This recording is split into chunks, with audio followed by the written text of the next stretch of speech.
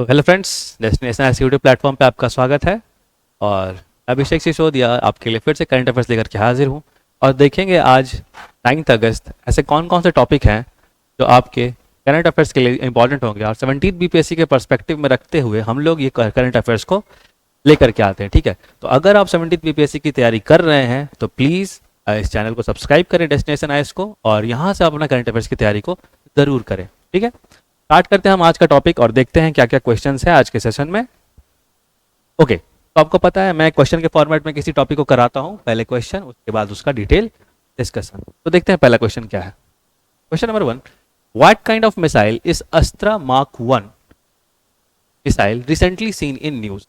हाल ही में खबरों में अस्त्रा मार्क 1 मिसाइल किस तरह की मिसाइल है। आपके ऑप्शन है ए, क्या ये सरफेस टू एयर मिसाइल है, क्या ये सतह से हवा में मार करने वाली मिसाइल है, बी क्या ये एयर टू एयर मिसाइल है, सी क्या ये एयर टू सरफेस मिसाइल है, या फिर डी क्या ये सरफेस टू सरफेस मिसाइल है। वेरी इंपॉर्टेंट, जो अस्त्रा मार्क 1 मिसाइल है ना, वो आंसर आपका हो जाएगा D, air to air missile है। ठीक है, ध्यान रखिएगा इस चीज का। Air to air beyond visual range missile हम लोग बोलते हैं किसको, अस्त्रा मार्क 1 को। ठीक है, तो ध्यान रखिएगा यहाँ air to air beyond visual range missile हो जाएगा आपका अस्त्रा मार्क 1। थोड़ा देख लेते हैं लोग डिटेल सॉल्यूशन इसका।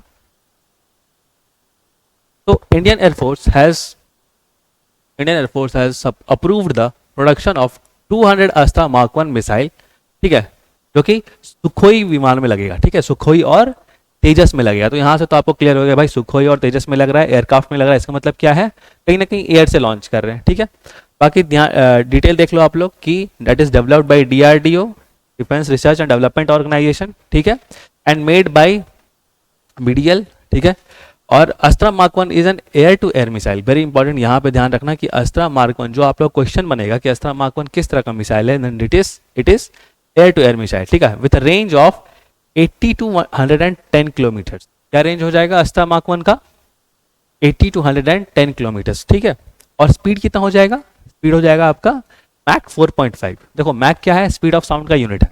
ठीक है, कि स्पीड ऑफ साउंड के बराबर अगर कोई चीज होता है तो उसको क्या बोलते हैं हम लोग, मैक बोलते हैं। ठीक है, तो स्पीड ऑफ साउंड से ये लगभग 4.5 टाइम्स ज्यादा स्पीड होगा इसका अस्त्रा मार्क 1 मिसाइल का। ठीक है ना, तो ध्यान रखना इसका स्पीड कितना हो जाएगा, मैक 4.5। ठीक है, कोई कंफ्यूजन?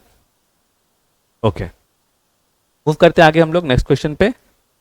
दूसरा क्वेश्चन है, Yamini Krishna Murthy who recently passed away was associated with which field. आपको बताना है कि यामिनी कृष्णा मूर्ति जिनका हाल ही में निधन हो गया किस क्षेत्र से जुड़ी हैं या फिर जुड़ी थी। आपका ऑप्शन है ए बॉक्सिंग, बी जर्नलिज्म, सी क्लासिकल डांस, या फिर डी साइंटिस्ट थी। क्या थी वो?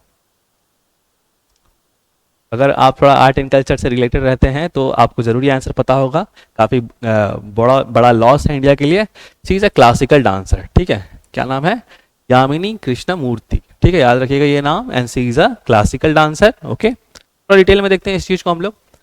तो इंडिया ने भी शोक मनाया, India mourned the loss of Yamini Krishna Murthy. ठीक है, अ रिवर्ड क्लासिकल डांसर। ठीक है, classical dancer who passed at the age of 83। कितने एज में पास उनका डेथ हुआ, निधन हुआ, एट द एज ऑफ 83। अब वो कौन कौन से डांस में फेमस थी? Then she was famous for Bharatanatyam, okay, Kuchipudi, Odissi, और इन सब क्लासिकल इंडियन क्लासिकल डांस को उन्होंने ग्लोबली रिप्रेजेंट किया। ग्लोबल लेवल पे इन सारे डांस को वो लेके गई। ठीक है, तो काफी फेमस पर्सनैलिटी। उनका जन्म कब हुआ था? शी वाज बॉर्न इन दिसंबर 20, 1940 इन आंध्र प्रदेश। ठीक है, ध्यान रखिएगा इस चीज का। अगर आप लोग से क्वेश्चन आता है कि कहां से बिलोंग करती थी आपका Yamini Krishna Murthy ji, then she was from Andhra Pradesh. Okay, और वो डांस जर्नी लगभग एज 5, काफी पहले से वो डांस स्टार्ट कर दी थी अपना। आप ध्यान रखिएगा यहाँ पे आपका आंसर यही होगा कि यामिनी कृष्णा मूर्ति क्लासिकल डांस को ग्लोबली लेके गई। कौन कौन सा डांस बेसिकली वो करती थी? भारतनाट्यम, कुचिपुड़ी और ओडिसी। ओके, ठीक है, आगे मूव करते हैं नेक्स्ट क्वेश्चन पे। Which state recently became the first in India to buy all crops from farmers at MSP? कौन सा राज्य हाल ही में MSP पर किसानों से सभी फसलों को खरीदने वाला भारत का पहला राज्य बन गया? आपके ऑप्शन से ए हरियाणा, बी पंजाब, सी उत्तर प्रदेश, और डी बिहार। तो देखिए जो सही आंसर आपका हो जाएगा वो हो जाएगा ए हरियाणा, ठीक है ना। हरियाणा ने ही अभी मिनिमम सपोर्ट प्राइस पे आपके सारे क्रॉप्स खरीदे हैं। देख लेते हैं हम लोग इस चीज को। Haryana chief minister announced states procurement of all crops at minimum support price, ठीक है। जितने भी क्रॉप्स होंगे हरियाणा के उनको मिनिमम सपोर्ट प्राइस पे खरीदा जाएगा, ठीक है।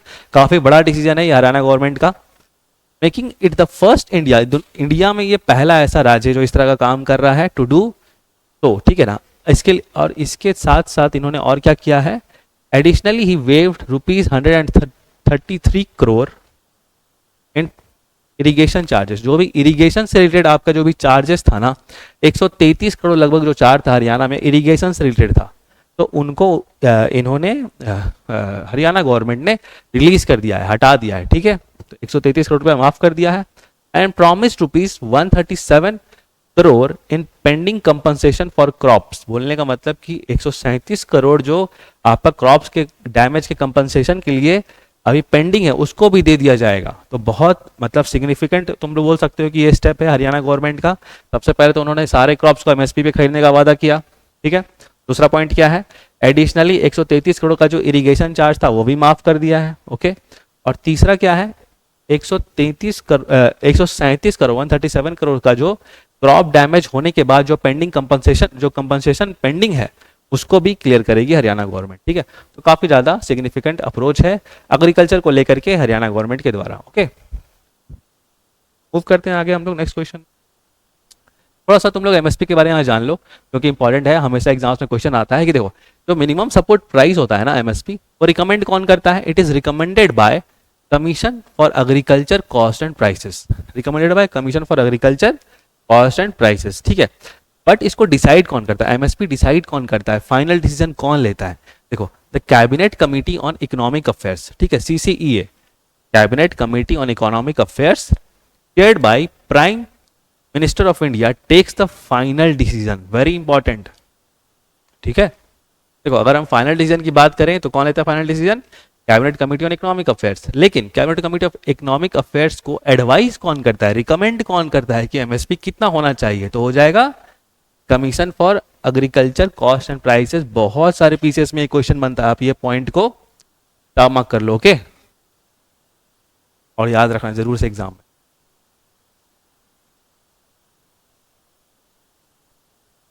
ओके आगे मूव करते हैं हम लोग अगले क्वेश्चन पे। नेक्स्ट क्वेश्चन है, in which state is the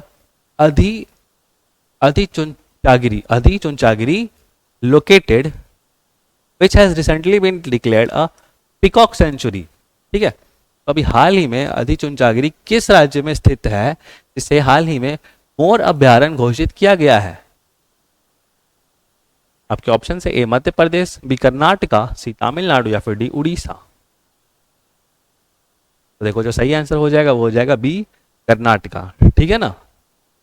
देख लेते हैं हम लोग इस चीज को थोड़ा। तो देखो government declares Adichunchanagiri in Karnataka and Kullanur, ठीक है, Kullanur in Kerala as peacock sanctuary. तो अभी 2 पीकॉक सेंचुरी ऐड हुए हैं बेसिकली साउथ इंडिया में, ठीक है। नाम याद रखना, अधिचुंचागिरी इन कर्नाटका और कुल्लानूर in Kerala, they have been added as a peacock sanctuary, okay। करते हैं आगे हम लोग। In which of the following countries was the festival called भोटो Jatra organized, ठीक है। निम्नलिखित में से किस देश में भोटो जात्रा नामक त्योहार का आयोजन किया गया है। आपके ऑप्शंस है ए नेपाल, बी भूटान, सी म्यांमार या फिर डी बांग्लादेश। देखो यहाँ जो सही आंसर आपका हो जाएगा वो हो जाएगा ए नेपाल, ठीक है। याद रखना इस चीज को। देखते हैं हम लोग थोड़ा डिटेल में। तो भोटो जात्रा जो है is one of the longest festival of Patan. Patan, आप पटना से कंफ्यूज मत हो जाना, पटान है, ठीक है। Patan is one of the most famous tourist place of Nepal. काफी सुंदर है ऐसे तो नेपाल भी, ठीक है, बहुत सारी जगह है वहाँ पे, धरान, पटान, ठीक है ना। बट पटान बहुत ज्यादा सीनिक ब्यूटी है पटान का, ओके। तो ये जो भोटो जात्रा फेस्टिवल है ये नेपाल के पटान में ही मनाया जाता है, ओके। याद रखना इसको। आगे मूव करते हैं हम लोग। Next question, in which of the following cities was the 4th national Hindi science conference organised, ठीक है। निम्नलिखित में से किस शहर में चौथा राष्ट्रीय हिंदी विज्ञान सम्मेलन आयोजित किया गया था? आपके ऑप्शंस है ए भोपाल, बी इंदौर, सी वाराणसी या फिर डी न्यू दिल्ली। और ये क्वेश्चन आपको ऑलरेडी प्रीवियस लेक्चर में कराया जा चुका है, तो अगर आपको आंसर पता है तो प्लीज कमेंट बॉक्स में आंसर कमेंट करें। इनकेस आपको आंसर नहीं पता है तो जस्ट इससे पहले वाली करंट अफेयर्स का वीडियो देखें, वहां से आपको इस पे हिंदी दिवस पे डिटेल आपको वहां पे सॉल्यूशन मिलेगा। ओके, आगे मूव करते हैं नेक्स्ट क्वेश्चन पे। Recently where was the 52nd conference of governors held? आपके ऑप्शंस है ए हैदराबाद, न्यू दिल्ली, सी चेन्नई या फिर डी बेंगलुरु। हाल ही में राज्यपालों का 52वां सम्मेलन कहाँ आयोजित किया गया है? ऑप्शंस में हैदराबाद है, नई दिल्ली, सी चेन्नई या फिर बेंगलुरु। बहुत बेसिक सा आंसर है इसका। देखो इसका जो सही आंसर हो जाएगा, आप अगर सोचोगे भी तो सही आंसर हो जाएगा न्यू दिल्ली। ठीक है, क्योंकि इतने एग्जीक्यूटिव बॉडीज कहाँ पे आके मिलेंगे? ठीक है ना, इसको हेड कौन करेगा? जनरली गवर्नर को कौन हेड कर सकता है? प्रेसिडेंट। ठीक है ना, तो प्रेसिडेंट बेसिकली न्यू दिल्ली पे मीटिंग होगा। देख लो यहाँ पे on August 2024 president Draupadi Murmu presided over 52nd conference of governors. ठीक है, 52nd कॉन्फ्रेंस ऑफ गवर्नर्स कहाँ पे हुआ? राष्ट्रपति भवन में। ओके, और राष्ट्रपति भवन कहाँ है? बेसिकली न्यू दिल्ली में ही है।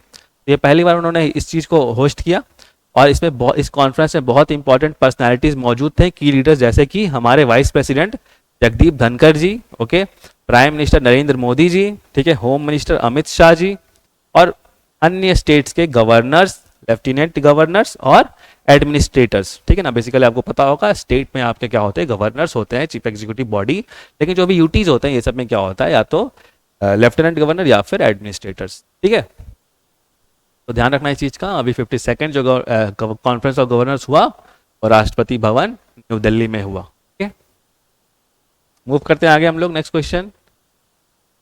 रिसेंटली अ रेसिप्रोकल लॉजिस्टिक एग्रीमेंट, जिसको हम लोग शॉर्ट में रिलॉस भी बोल रहे हैं, will be sign between India and which country? भारत और किस देश के बीच रिलॉस नामक एक पारस्परिक रसद समझौते पर हस्ताक्षर किया जाएगा? आपके ऑप्शंस हैं A Japan, B Switzerland, C Russia या फिर डी नॉर्वे। क्या लग रहा है आपको? देखो इसका जो सही आंसर हो जाएगा डी रशिया। ठीक है, ध्यान रखना इस चीज का, रूस हो जाएगा इसका आंसर। थोड़ा हम लोग पढ़ते हैं इस चीज के बारे में। तो देखो India Russia mutual logistic agreement. ठीक है, India Russia mutual logistic agreement. तो इसमें क्या है कि Russia has approved the draft of logistic agreement for signing with India. ठीक है ना, तो बेसिकली क्या है, काफी दिन से ये लॉजिस्टिक एग्रीमेंट की बात चल रही थी, ठीक है, इंडिया और रशिया के बीच में। तो जो रशिया ने अभी फिलहाल फाइनली अप्रूव कर दिया है after several years of delay. काफी सालों से ये डिले चल रहा था रशिया के द्वारा। India and Russia mutual logistic agreement is now ready for conclusion. ठीक है, with Russia recently approving the draft. तो रशिया ने अप्रूव कर दिया है और इंडिया और Russia mutual logistic agreement already sign करने वाला है। ठीक है, तुम ध्यान रखना ये जो हमारा रिलॉस एग्रीमेंट है, लॉजिस्टिक एग्रीमेंट, ये ऑलरेडी यूएसए के साथ पहले से है। ठीक है ना, ओके, देख लो इसका मेन पर्पस क्या होगा लॉजिस्टिक एग्रीमेंट का।